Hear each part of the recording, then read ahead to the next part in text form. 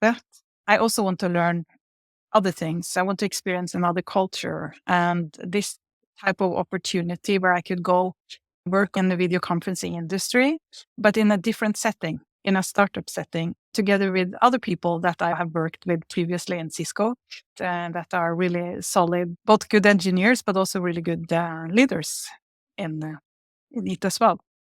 So that's my thought process was you only live one, and I wanted to experience more. So that was the main reasons why I joined Leap. And also since I saw what they were doing were very exciting.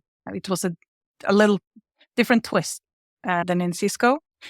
So yeah, so multiple reasons for that. And then, and also I was really honored that they wanted me as head of products, of course. That someone believed in me to take that on was such a big compliment that I could almost work for free, I think.